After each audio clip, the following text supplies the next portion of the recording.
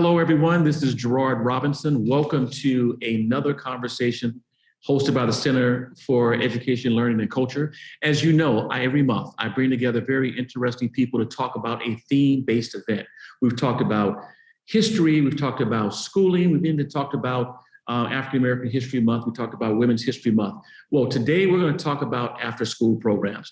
So let me just say up front, I'm a big fan of after-school programs.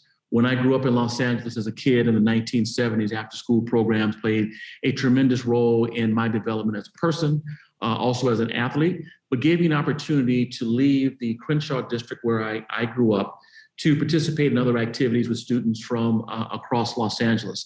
And so I want us to have this conversation because we've got 4 people who know this conversation well, and they're bringing to this story professional and personal lanes in which they walk. But more importantly, it's a subject that I think needs more attention. It's really big, but in a pandemic that some of us are coming out of, some of us are still in, with death of family members, death of staff, with changes in jobs, a lot of things have taken place. And while we talk about what medical facilities are doing, and they're doing their job, when we're talking about local government, they're doing their job, we're also talking about the great work that teachers and principals are having to do, both in person and virtual. But you know what? After-school program leaders have stepped up from day one and have played a tremendous role. And I want to give all of our viewers and those who will listen to this an opportunity to be involved. So I'm going to introduce our 4 guests, and then we'll go into our first question, and we'll go from there. And so we have Sil Gonzo, who is joining us. She is the founder and executive director of Our Bridge for Kids in Charlotte, North Carolina. We have Jody Grant, who I happen to know pretty well. She is the executive director of the Afterschool Alliance located in Washington, D.C. We have Taylor Trekla, the out-of-school time director for Project Dream, which is in Leadville, Colorado. And she's working with a school system, the Lake County School District. And then we have Rico X, who's the vice president of school age services for the YMCA of Middle Tennessee. He's in Nashville. In fact, I was in Nashville recently meeting with some school leaders. So let me welcome you to this conversation. Thank you. So Sil, let me start with you. Who is Sil? And what attracted you to the after-school world in particular, but education in general? Hey, thank you so much for inviting me. I'm so excited to be here among all of you. So Sil is an Argentinian immigrant. I came to Charlotte in 2003.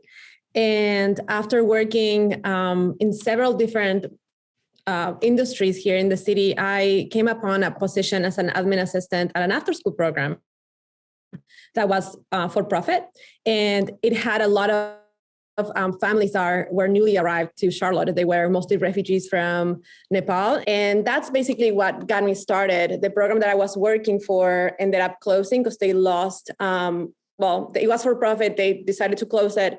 So the story goes that I kind of took it over and created Our Bridge from that, and that was 2014. And since then, we've been working with over 500 newly arrived kids from all over the world.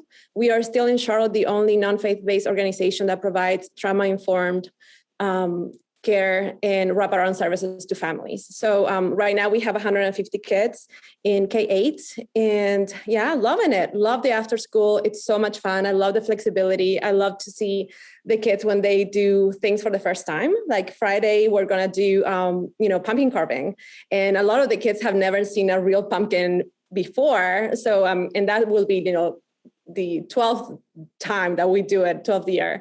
But also at the same time, giving the space for them to feel proud of who they are, to understand that having an accent is actually an incredible thing, and to feel proud of their background, and their countries, and their parents, and what they bring and value, what makes their own identity. So, it's very exciting. Our staff is also 87% refugee immigrant of first generation. So the relationships that we have with families and the kids, it's really magical. And you're having this conversation with us, where at the national level, there are conversations about immigrants, conversations about people who transition in and out, and we hardly ever talk about the role of after-school programs and that. So I look forward to doing a deeper dive with you. So Jody, let me go to you. Same question. Who's Jody? What attracted you to after school programs in particular, but education in general? So when I was in college, I taught in an after-school program, which is actually quite common. College students, young adults are a great population to have working with some of the children and youth in after school. And I think it just really created for me this unbelievable opportunity to touch the lives of kids and likewise have them touch and change my life. And one of the things I love about after school, and Sil was saying this, is the flexibility. So I was tasked with helping a bunch of middle schoolers on English, but in after school, and this is over 30 years ago, we don't teach English. We actually wrote a newspaper. So the kids came up with topics that they were going to write about. We took pictures, they interviewed people, we laid out the entire paper, published it, and then distributed it around. And of course, in the process, we worked on all of those English skills, but we did so much more. Another really nice piece of my program was we did on the college campus. So many of the kids that we were working with, their parents had not been to college. I don't know if they envisioned themselves going to college before being part of the after school program, but suddenly they were coming to this college campus, and it was a summer program every single day and feeling like they belonged because they did. And now, flash over 30 years, the program that I was part of is run by someone that went to the program, then attended. I was at Yale University, attended Yale, and is now running it. So really extraordinary opportunity to change kids' lives. And I firmly believe that, kids are learning all the time. And we need to seize all of those opportunities if we want to give them a chance to succeed, not just what's happening in school.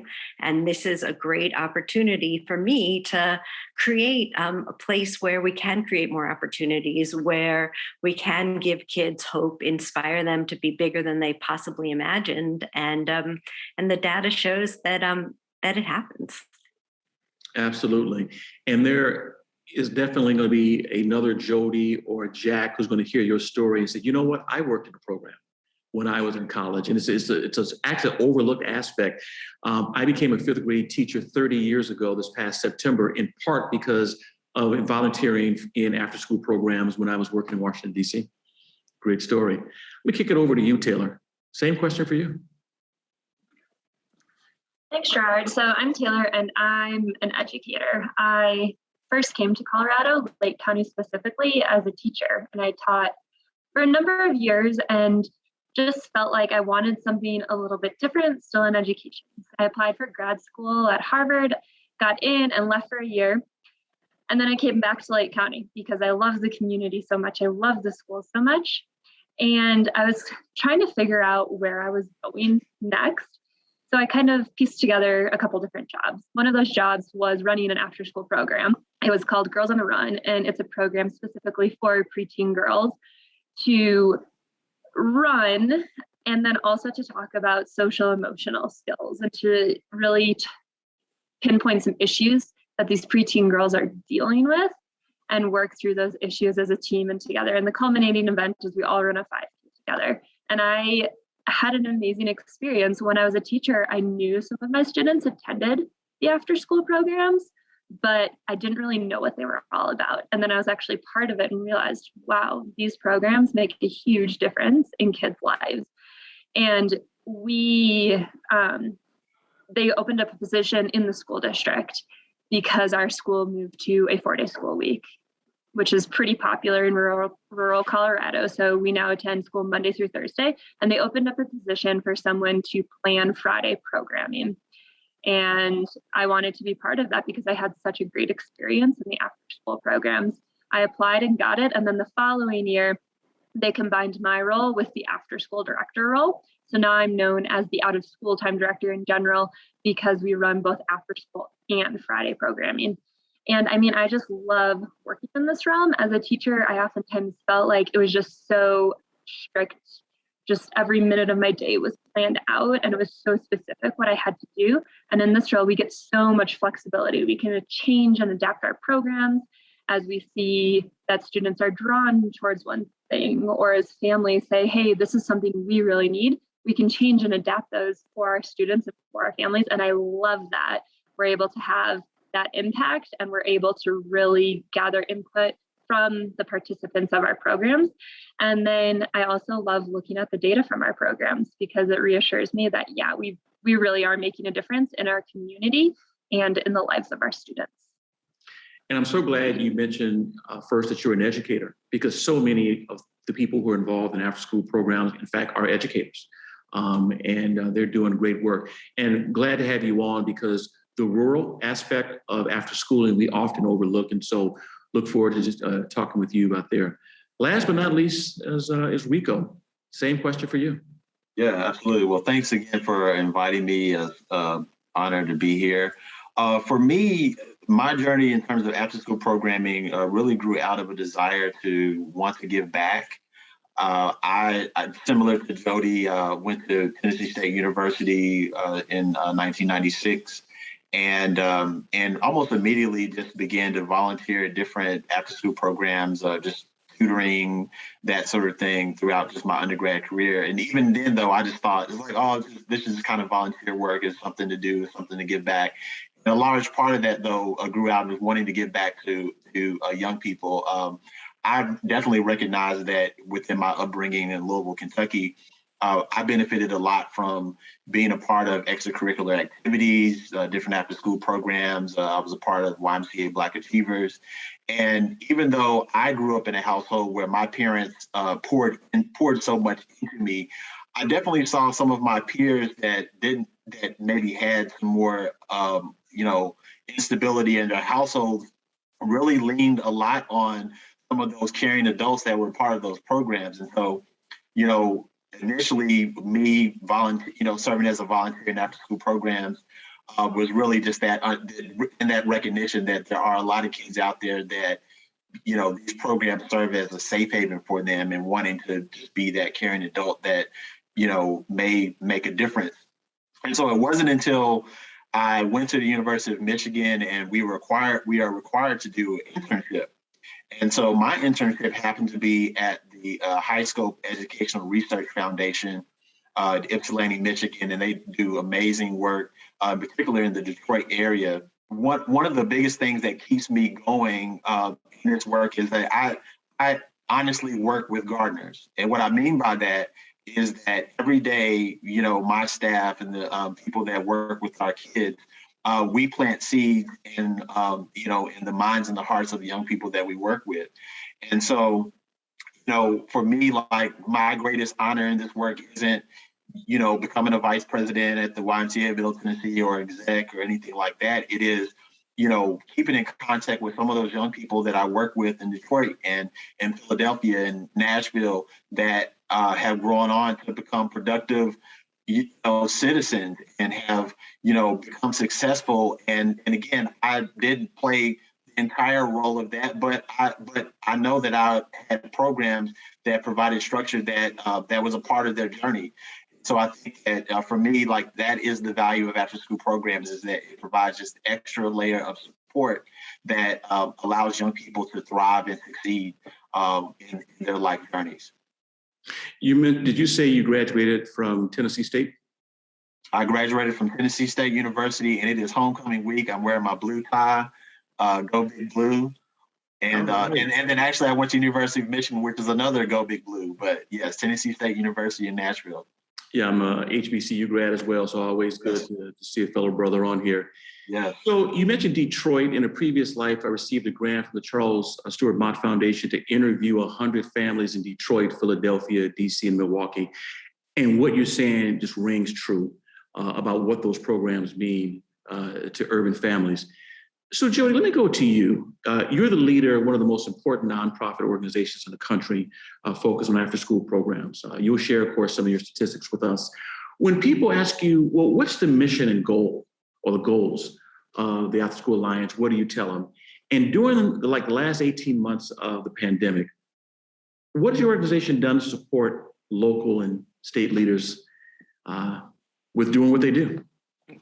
Well, first of all, I should say, it's really an honor to be here with all of you, And while our mission is really simple, which is to constantly improve the quality of after school programs across the board for people that can pay and people that cannot pay, and also very much to think about this as access to opportunities. So we believe that after school programs are life-changing for kids, and so that all children should have the opportunity to attend a program if their parents want them to.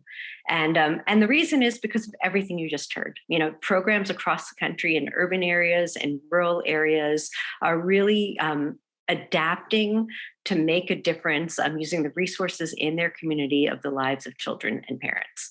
So that is, you know, why I do what I do. I say that while there's extraordinary things happening at after school programs across the country, the parents of 25 million children want their kids in after school programs, but they're not available. So we need to do a lot better in creating those opportunities for more of our kids. And while we're hearing about all the wonderful things for kids, this is really important for us as a country, because when kids are in after school programs, they are more likely to succeed.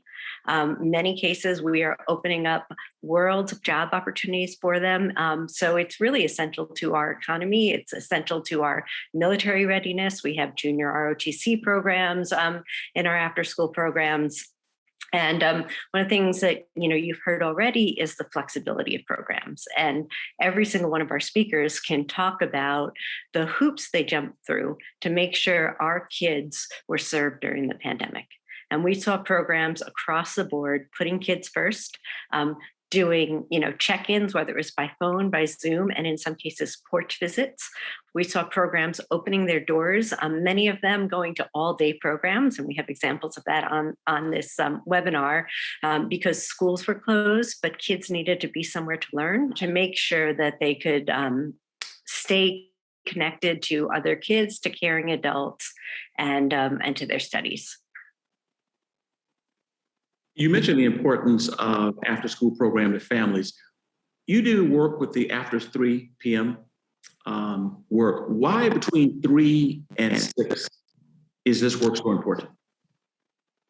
So this work is essential. One, because the reality is between 3 and 6 or 3 and 7, depending on the program, or maybe all day Friday if you're in rural America, parents need to work. And so kids are going to be learning wherever they are, but this is a huge opportunity to really work with kids in a way that inspires them and plays into their passions and interests with caring adults. And so, if we're thinking about what it takes to succeed in today's, multicultural, global world environment, it's a huge opportunity to really reach kids during hours when they're learning. So you're helping parents, you're helping kids. And it's also, the flip side is, unfortunately, and we have the data to show it, that you have plenty of smart kids that if they're bored with nothing to do, they get into trouble. And so you can either be this huge positive influence, or in the alternative, it can be an opportunity for kids to do things that they really ought not be doing. And just one more fact, because I think this is kind of extraordinary. If you look at New York City, the cost to incarcerate a child is over $300,000 a year. And once you incarcerate a child, they are sadly on a pipeline to be incarcerated for much of the rest of their life, with very expensive figures. You put a child in a police athletic league program, it costs $3,000 a year. And for kids that have gotten in trouble with the law, the rates of recidivism are almost zero, much, much more successful. And for so many of our kids, they don't get into trouble in the first place because they have, a positive place to really focus their energy and talents. Such a great example.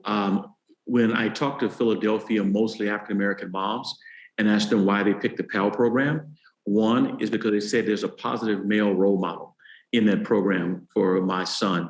And then number two, they said it's also a safe haven for all the parties. And so something we often overlook. And thank you so much for also talking about the role of after-school programs as an economic driver. And, junior ROTC, there was a report that had come out some years ago called Too Fat to Fight.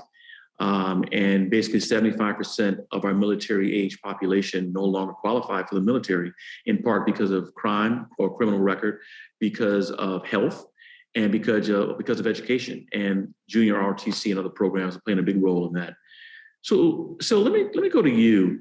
You've already put in context for us your own background coming to the U.S., but also looking around and saying, what about first-time comers to the U.S.? Talk to us about what we should know that works with your population, maybe some misconceptions we have, and maybe one or two examples of something that you're doing that's like the aha moment that's really doing a great job for children and families that you work with.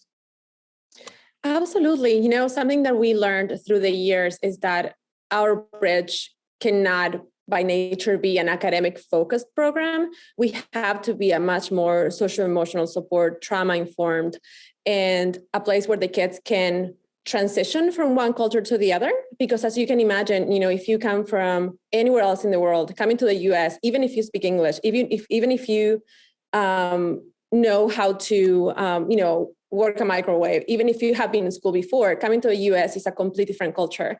Imagine, now for families who don't speak the language yet, who come from rural areas, kids who have, interrupted schooling, not even mentioning the trauma and war and, fleeing their countries, fleeing violence.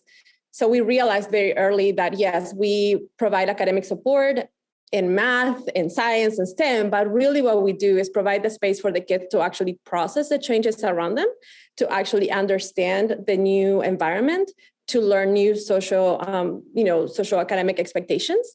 And, we learned all of that after a 2-year evaluation that the University of Charlotte, the University of North Carolina at Charlotte did on our program 2 years ago. And it coincided with the a certain raids that ICE was doing in our neighborhoods. So we realized that there's a lot of trauma that our kids are going through, and that doesn't end when they arrive to the United States. So one of the aha moments we had is we have to, rethink the entire, the curriculum, the way we hire, the way we train, the way we speak to the kids, the colors in our walls to make it more welcoming and trauma informed. That was one. The other thing that we did is hire people from the community. So we have kids from over 20 countries. And I realized that by hiring people from the community, the relationship is already there because they're lived experiences that they share. So there's a level of trust that we didn't have before. And that has been incredible to see how much more, how much closer we are to the families and how much more the families come to us if there's something going on at school, at home, with work, especially with COVID. And, undocumented families. So there's a level of trust that we have to have with families, and they see themselves represented in our organization. And that made it, that made a huge difference. And just like Jody was saying, now we have kids. They're not kids anymore. They're adults, but they used to be kids when they came to our center. And one of them is Mandalay. She came to the U.S. as a refugee from Burma. And she was in second grade when I met her. And now she's an incredible classroom facilitator here. And, the kids see themselves in her, and she's an amazing leader.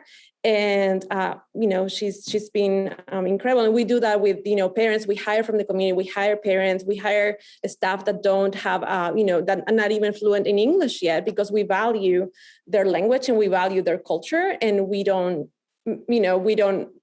ask them to assimilate to us. We actually value who they are the same way that we do with the kids and their families. So those, I think, it's what I would say was the aha moments: hiring from within the community to represent our families and become trauma informed. So trauma informed has gained a lot of currency over the last 18 months, even though you and I know that trauma informed challenges have existed in K-12 schools for a long time. You're in a unique position because you're not only dealing with the conversations about English language learners, you're also dealing with conversations about immigration beyond North America. And you're also dealing with race and ethnicity in different ways. How has your work actually influenced or informed better conversations with Americans or non-immigrants who live in the community who say, well, those are those kids? And you're saying, no, these are our kids. How have you shaped that conversation? I love that question. So that's something that is very, very personal to me. First of all, because when the kids see a woman of color with an accent and they ask all the time, are you the boss? Are you the principal? It's like they have a hard time putting those two together. And I think that only that, to see themselves represent somebody with, with like the boss to be a woman of color with an accent, that only, it's a completely different perspective. Part of my job as the executive director is to talk, educate, raise awareness within the greater Charlotte community about the way historically and traditionally, people with the best of intentions have talked about and have treated our families, and things that, I've been part of when I started, was I didn't have any background in nonprofits. I'm kind of bought into this narrative of, the other, and we need to help them assimilate. And I realized years ago that no. I mean, we need to look at the way that we speak about our families. We need to speak about not only in a deficit-based kind of narrative, but also, these are incredible people that bring incredible value beyond, the economical contributions that a lot of people like to talk about immigrants. I mean, no, this is a humanity, and we can learn from them as much as they can learn from us. So I've been doing webinars with the universities, with Charlotte-Mecklenburg, with the district, and even with private schools. I want to understand, what happens when a family moves to Charlotte, and kind of open up their minds. So are you talking to them about, needy and serving? I mean, how are you really referring to the families? Are you asking them what they need, or are you just providing services that you think they need? So, I mean, really make it more community centric and not so much, not so prescriptive, I would say. No, I was looking in the air because that's actually a good point about how we speak to people. Communication isn't a one-way dialogue. It's also interpretation. And we, as people who are in positions of power, who set the stage, that's important to remember. I'm glad you brought that up. Well, Taylor, let me go to you. You got somewhat of a similar population, but you're also in a rural area. And when we talk K-12 education in general, for a lot of reasons, urban education and the students in those systems receive a lot of attention, politically and financially. In Virginia, when I travel throughout what we call the horseshoe, which is over 1 million people, Appalachia area throughout the state, it's just really, really different. And the fact that you're in school for 4 days, there's some people who are going to watch and listen to this and say, wait a minute, there are places that go to school for 4 days and it's not new. Talk to us about your school district, your decision to say, yeah, we're rural, but we're going to make sure that this matters. You have robotics, you got a lot of things. Talk to us about your work, some of the opportunities and challenges that come along with working in a rural community, and maybe how working with a school district in particular is making a difference for your families. Definitely. I mean, I'll just start off by saying that we serve students K-12, and in our rural community, our childcare options are extremely limited. There's actually no childcare options for students after school unless you have a family member or a friend who can pick up your child and bring them home. A lot of our families, we have a lot of families who qualify for free and reduced lunch. We have a lot of English language learners, and we live kind of in the middle of a lot of resort communities. So we're surrounded by Vail, Breckenridge, Keystone. So many of our families actually commute to those surrounding areas to work at the service industry, which means that they work long days. They don't get back until later in the evening. So they definitely cannot be there when their child gets home from school around 4 o'clock.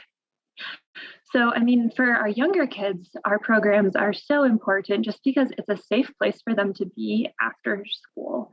And we base our programs right in the schools. Students leave their class and they come with us. And so it's just a huge relief for parents to know my child is somewhere safe. They're not at home by themselves watching TV or playing video games or running around the neighborhood. They're at the school. And when I get back, I'm going to be able to pick up my child and see that they are safe. We also we partner really closely with an organization in town called Get Outdoors Leadville, who really focuses on getting kids outside. So they come over, they take our kids cross-country skiing and snowshoeing in the winter, and then they take them biking and hiking in the summer. And it's just an amazing opportunity for kids right across the street from our elementary school. So our elementary school kids go to the library and then they get to check out books and they get to work on STEM over at the library. So those are some of the opportunities we have, just, the number of students we can serve and the number of different things we can do with our families and our students. One of our challenges is definitely just that we are low performing. And so academics are always kind of on the forefront of our minds. And so we are here to support the school district. I'm actually an employee of the school district. So I have really great relationships with the principals and the staff at the schools. And they know that our programs, that Project Dream, is there to support the academics that happen during the school day. And that's just great because they are able to come to me with what they need, and they're able to say, hey, I really want this student to be in an intervention. They have a lot of potential and the boost they need to be on grade level. So it's an opportunity and also a challenge. Another challenge for us, just being in a rural community, is finding this qualified staff we need to run our programs. I mean, if we're having someone run an academic intervention, we need that person to have expertise in academics. So really, we need a teacher to work after school for us. And sometimes we're able to get teachers, sometimes we're not. And so many people in our community are doing many different things, and it is oftentimes hard to find those qualified people we need to run our programs. But we've thought of really creative ways to do it. And even this year, with the nationwide staffing shortages, we've been able to work through that and still serve students who really need to be on our programs the most. You bring up some really interesting dynamics. One being you're in a local forming school. And so at some point, the families are saying academics, academics, academics. And at the same time, you're working with an organization that say, let's get kids outside. The obesity rate for elementary and high school students is moving in the wrong direction. What that will do for type 2 diabetes as an adult and the amount of cost we will have to assume. How do you balance that test, grade with whole development? Yeah, I mean, we think really carefully about that because, I mean, and not only is it important for kids to get outside, our programs are after school and on Fridays. So students have been in school all day and then they come to our programs, or they've been in school all week and then they come to our programs. So we're really careful with that. If we recommend, or a teacher or principal recommends a student for an academic intervention, we make sure that those students are able to get into our only 2 days a week. So we still are able to get them outside. We also work really closely with our interventionists to make the intervention fun. And so the students don't really feel like, oh my gosh, I'm in school again. So they play a ton of games. They do a lot of moving around. And students who are in the interventions actually really love it. And there will be students who come up to us and say, hey, can I be in Bookworms? I want to play that fishing game that they play to learn their sight words. And so the students, we've been really careful to make sure it's not I'm behind, but you get to do this and you are super lucky because we're putting you in this program. What you just described is the difference between schooling and learning. Because students will say, oh, this is school again. No, in fact, what you're talking about is learning, which can take place inside and outside. So thank you for sharing that.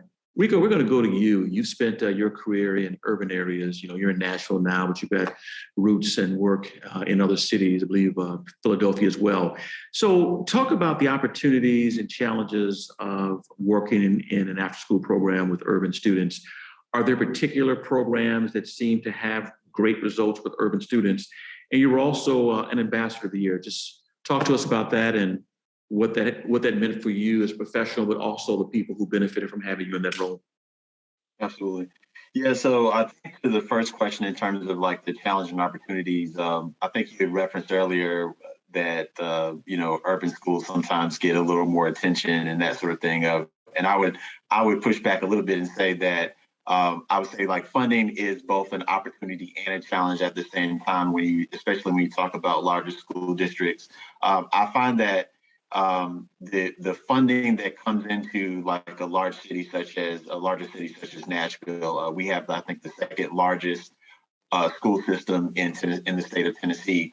And so what oftentimes happens is that, yes, there may be larger pots of funding that comes into a urban city, but because of this variety and the volume of needs that that are present, that those monies get stretched pretty quickly. And so so what shows up as kind of larger dollars or larger assistance that may occur, it gets stretched pretty quickly. And so then I think that for after school programs in urban settings, I would say one of the challenges that I've seen just throughout my career is what I would call maybe a perceived competition amongst, or kind of a competition culture amongst programs. And so there are unlike kind of rural areas, there are a variety of different after school programs.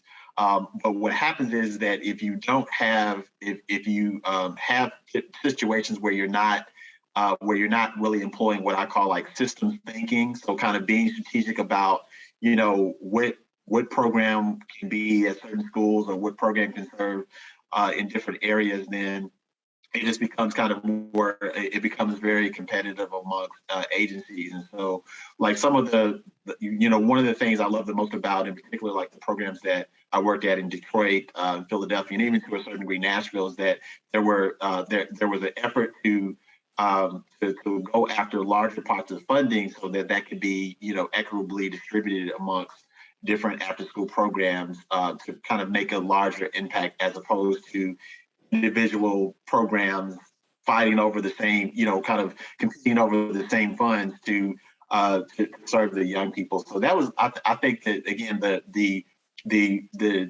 funding is definitely like a challenge and an opportunity. I would say currently, our biggest challenge right now is staffing. It's a huge issue, and I'm a part of a national task force with the YMCA, and one of the biggest things that we're talking about is staffing models and retention of staffing, and just how can we get to a place to where we are better staffed, because ultimately being understaffed means that there are waiting lists and there are kids that want to get in our programs, but we don't have the staffing to be able to adequately serve the number of kids that we would like to.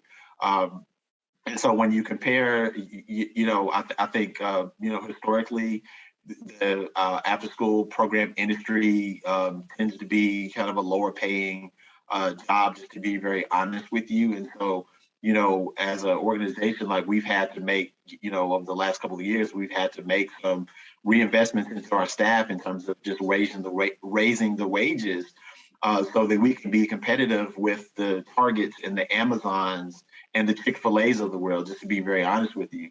But when you raise those wages, and I think on the flip side of it, you have to balance that with to what degree is it affordable to parents? We offer, fee-based programming, and we offer financial assistance.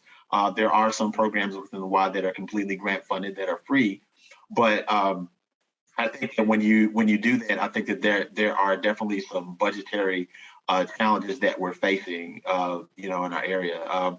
In terms of the question around like what programs work better than others, I really think that there really isn't like a one size fit all dynamic. I think that there are a variety of programs that meet a variety of different needs.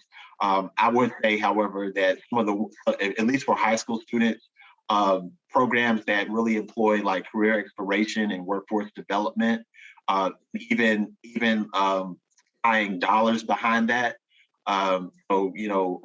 Jobs or that sort of thing, those are very effective, because I think that it provides a monetary incentive for them to participate. And then in the process, they're getting, career development. They're, and oftentimes those sorts of programs offer some sort of college preparation or that sort of thing. I would say like for your elementary age, certainly like tutoring is important, but also I think right now we're seeing just a huge need for social emotional learning that should be embedded in our programs. There's just been a tremendous impact our young people, especially with this pandemic, even prior to the pandemic, when you talk about, you mentioned like, trauma-informed work and that sort of thing. And so, and I think that that's just been exacerbated with the higher amounts of isolation that the young people have faced during this pandemic. And so social emotional learning is really one of those things that's at the top of the list in terms of enhancements that we can give to our young people, in addition to things like structured physical activity and academic enrichment. That's really up there with all of the others, because there's just so much, just the mental wellness and the social emotional component is something that our school systems have seen. It's something that we as after school professionals are seeing, in our programs. And so I think that we need to continue to lift those elements up. Great point about SEL, social emotional learning, similar to what Sil said. Trauma-informed may have gained more currency. It's been around. Social emotional learning, particularly in urban areas, around a long time. People like Dr. Linda Darling-Hammond has pushed this work. As it relates to urban families, you bring up a really good point about, just some of the needs that go into having urban families and the challenges. In terms of recruiting staff, what are some tactics you're using or strategies to invite more people into the after-school market? Because many of our kids who are in school, 80% of the K-12 teaching force is female, not male. Majority non-person of color. You're serving students of color, many of them who are also women. How do you go out and try to find and fill those positions, and keeping in mind the "if you see it, you can be it" idea?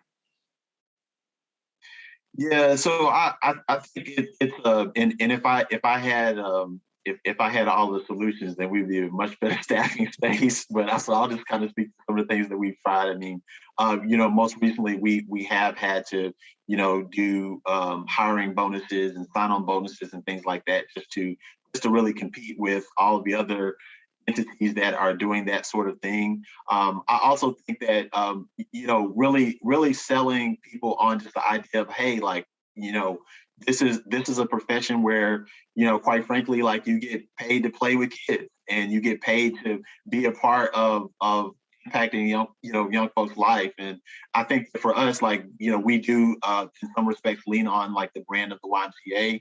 And a lot of people, for instance, like, don't realize that the YMCA has this robust youth development component. A lot of times the Y is just thought of as like a gym and swim type of thing. And so there are a lot of people that are surprised that, still to this day, that are surprised that we have a large imprint when it comes to youth development work. And so I think like leaning on the brand of those sorts of programs helps with recruiting.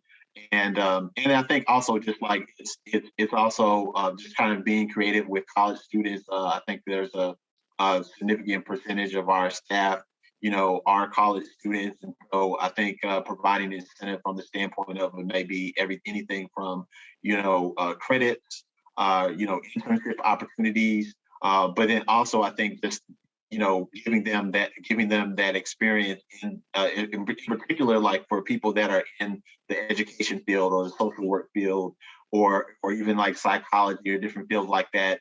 It provides really selling people on the idea that it provides them with the opportunity to learn to kind of put into practice some of the things that they're learning within their universities or colleges. So those are some of the things that we've tried to employ. I'm always looking for ideas for recruiting. It's more than ever just a very difficult thing that we're trying to navigate as much as we possibly can. And when you mentioned college students, I think of, for example, Morehouse and Spelman in Atlanta. If you're a Bonner Scholar, part of your scholarship is to be involved in school activities. Some of them were before, during, and after. And so just another shout out for what some of the HBCU students are doing. Jody, I've got one question for you, but it's also going to spill over to the other three. And it's about money, because we know that money matters. Talk to us about the different pots of federal funding that are used to fund the work. And then for you, Sil, Tracy, and Rico, talk to us about how you go about funding your program. We'll start with you, Jody, and then we'll go from there. So first, I would encourage everyone to go to our website, www.afterschoolalliance.org, because like everything else in after school, there's no one size fits all. The largest federal pots of money that go into after school are one at the Department of Education called the 21st Century Community Learning Centers grants. That is the only federal funding stream that goes exclusively to before school, after school, and summer learning. It's something we are constantly trying to get increases on. Back in the day when George Bush was president, we had in No Child Left Behind a proposal to fund the program at $2.5 billion. That was bipartisan. We are now at 1.3. So, half of that still many, many years later. So that's something we're working on. Another big funding pot to look at is for the younger children, the childcare dollars. So childcare dollars can be used for school-age childcare, really important for our school-age children, and that can support after school. There's some money in mentoring in the Office of Juvenile Justice Prevention that goes into after school, and then there's all sorts of special grants with NASA, National Science Foundation, EPA, Environment Public Works, where you have money that's going to specific programming, often STEM programming in after school programs that might happen. Title I can be used for after school. So we have a handful of school districts that are using US Department of Education Title I dollars for after school as well. And right now, there is money in the COVID relief bills. So we're calling it the American Rescue Plan that can be used for after school, and specifically set asides for learning loss. The language in the law specifically talks about after school and summer learning programs as opportunities to help catch kids up, but not just academically. I think this piece you're hearing about, social emotional, that collaboration, the teamwork, the feeling like you belong, all of those important skills are mentioned in the law. So trying to tap into that, I think, and one last piece, because we are very much hearing about this staffing shortage across the country in rural areas and urban areas. We're not like a McDonald's where we can pay our staff more and then increase the price of a burger because so many of these kids and parents don't necessarily have the resources to pay that increase. So looking into what are other programs we can tap. And I think one of the ones we're looking at a lot is AmeriCorps. So you do have AmeriCorps members and VISTA members that are working in the after school space. And I think that's something both, full-time and part-time that we want to, see if we can increase some of that where we get people to be paid from their community, including high school and college youth. I think that's a huge resource to look at some of our, children our older youth in the community as role models for our younger kids.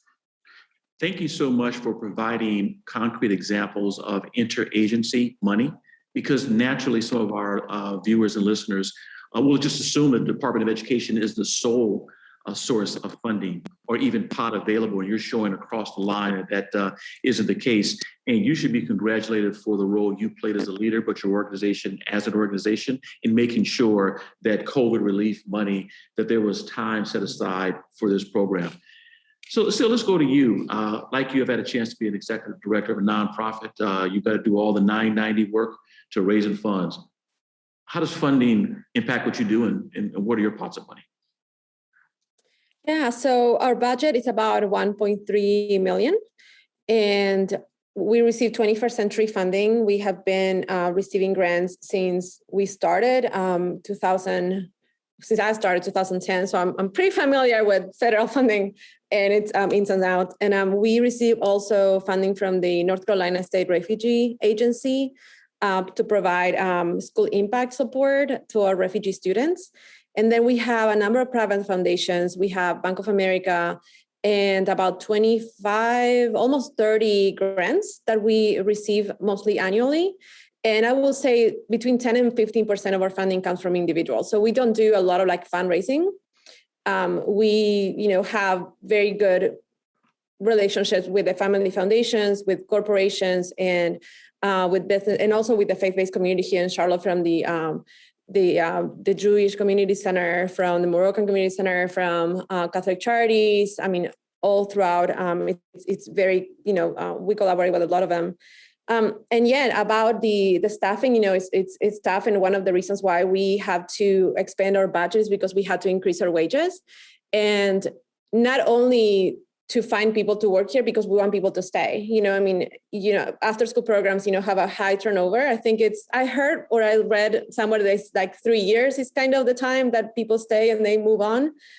We want them to stay longer, and we invest a lot of funding into their professional development, into becoming, trauma-informed experts, not only for them to work with us, but actually taking with them. Because if wherever they go, if they were working with kids, it will help them and it will help the kids later on too.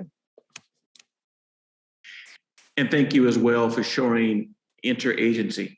And in fact, I was unaware about the refugee money that you can receive from the state level. So that's actually good to know. I'm going to take a look at our state budget and the role that faith-based institutions play, because a lot of them not only donate funding, but space at no cost for people to use as well. So and to that point, I'd love to also add a huge partnership that we have is in Aldersgate here. It's a senior living community, and they allow us to stay in this beautiful building that we have that you see for $1 a year. And this is just one of the 5 rooms that we have. And, we also partner with the rec center to host our middle school program there for free. So we don't spend any money on rent, which is, huge and a huge plus for our spending. Absolutely. Spending. Good stuff. Tracy, you are the school system with an after-school program. Same question for you. Funding and how does it work?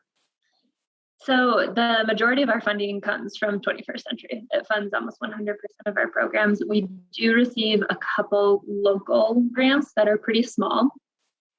And then our district is also really great about continuous support of our programs. So in years past, they've used district reserve funds when we've come up short. This year, they're using ESSER dollars to fund some of our programs. And so they're just really supportive of our funding because they see how important our programs are. Our budget is a lot smaller than SIL's. Ours is only like $400,000. Our district has 1,000 students total. So we're probably serving a lot smaller population than some of the other organizations on here. But we definitely rely mostly on those 21st century dollars. Those are extremely important to us, and we hope that program continues for many years. For robotics and STEM-based programs, are there local individuals who are either donating equipment, time, or is it primarily financial to support that? We have local individuals who support a lot of time. We buy new kits every couple of years, and those are quite expensive. So we use various funding sources to buy those new Lego robotics kits. But we do have some individuals who work in coding and engineering who volunteer their time to actually teach those clubs. Our public library is also a great resource because they've received their own grants to purchase some of that equipment. And we have students go over to the library to learn about coding and robotics and STEM in general. Excellent. Rico, people will assume that because you're the Y, it's easy to raise money, that you're just flooded with money. Is that myth or is that rhetoric or is that reality? Very much a myth. It's difficult. And like I said earlier, I think that there sometimes is a misconception of the YMCA in terms of a lot of people, when they think of the Y, they think of the the gym aspect or the pool or that sort of thing. And so a lot of times I say I work with the Y. Well, which branch do you work at? I'm like, well, we're all over the place. We're actually located in, our programs are actually school-based. We're located in the schools. So in terms of our funding, we do, my particular program operates, it is a fee-based program. So it is primarily funded by parents. But we do have a pretty robust financial assistance program that we try to supplement with various like private grants. And so there are a number of like local companies that what we call high impact partners that they'll give us monetary donations, but then they'll also come and volunteer at our programs, or they'll adopt a school and, volunteer, that sort of thing. And so those dollars really go directly towards providing financial assistance and to kind of bridge the financial gaps that are present when it comes to, parents paying for our programs. Another huge funding stream for us is CACFP, the dollars to serve healthy meals and snacks to our kids, and so we get reimbursed to provide those meals and snacks to kids after school in particular, and as well as throughout the summer. One of the things, and to Jody's point, I think we have been very fortunate. I think the lifeline has been some of these federal dollars, in particular through some of the COVID relief bills, the stimulus packages, and most recently the American Rescue Plan Act. And so I think that when it comes to an organization like the Afterschool Alliance, I think you asked me earlier about being an ambassador, advocacy is so critically important. Childcare, after-school program, youth development, quite frankly, is a bipartisan issue. Everybody is impacted by this issue, whether you're somewhere in the middle, right, or left. And so I think that, that message resonates with a lot of people, irrespective of what their political leanings are. And so I think that we just have to continue to, have that advocacy and continue to allow people to understand that, and I think in particular, one of the things that I've enjoyed on this kind of debate around the infrastructure bill, for instance, is that there has been a lot of conversations around human infrastructure. And so it's not just about, repairing bridges and stuff like that, but the human infrastructure, and I would say a core element of that, is childcare, is after school programs that, and we found that out very quickly in the pandemic, where when the cities and the state began to shut down, their hospitals began to approach the YMCA and said, hey, we still have to work. What are we going to do with our kids? The schools are shut down. What are we going to do? And so we quickly found out that we already knew this, but I think more and more people realize that, youth development is a cornerstone, is a pillar of any local or state economy. And so I think that we have to continue to have that advocacy arm that's attached to this work, because again, as we are fighting to be competitive with wages and that sort of thing, you have to balance it out with the revenue that you get. So these pass-through dollars have been extremely impactful for us. I hope that we find ways to continue those sorts of funding streams because it's so critical just as a lifeline to programs like the YMCA, who really are trying to do the very best that we can to serve as many kids that we possibly can. So I'll stop there if you have any additional questions. I just wanted to jump in because Rico announced something that I really should have mentioned before, which is food from the Department of Agriculture. That is an essential funding resource for so many of our after-school programs, and it can be before school breakfast. If it's a summer program or a Friday program, it might include lunch. And we fought hard. It includes a supper component, so not just a snack, but a supper. So for so many of our kids who are hungry, that food piece is essential. And it was one of the key things that we were able to maintain throughout the pandemic, is making sure that our kids had access to food. And for both Taylor and Sil, if you want to weigh in on that before we close out, feel free to do so. It's something that I always kind of overlook because we've always provided food during our programs. We provide a supper during our after school programs, and on Friday we provide breakfast, lunch, and a snack. And it's something I honestly just kind of forget about because it's the norm. Of course we have food. Of course, if you're hungry, we'll give you a snack, So I definitely appreciate our food service staff because they have that ready for us every single day, and they do a great job with it. And of course, it's essential for our students, especially when they're coming to our programs from a long day of school. they wouldn't be able to do our programs if they didn't have that food. And that is a huge funding source for us. And if we lost it, I don't even know what we would do. I don't know how much we even spend on food annually, because our wonderful food service director just takes care of that for me. Very interesting. So, yeah, for us, we do receive money from the child nutrition program, as we call it here in North Carolina. And we also subsidize it. Aldersgate, the senior living community that hosts us, their kitchen staff prepares dinner for us every day. And we cover it with the North Carolina Child Nutrition Program and also with Sisters of Mercy Foundation. And yeah, I mean, the food, it's snacks, and it has, of course, a culturally, there is culturally relevant, because we have kids from all over the world. So we have to make sure that we provide a menu that they all can and that they know.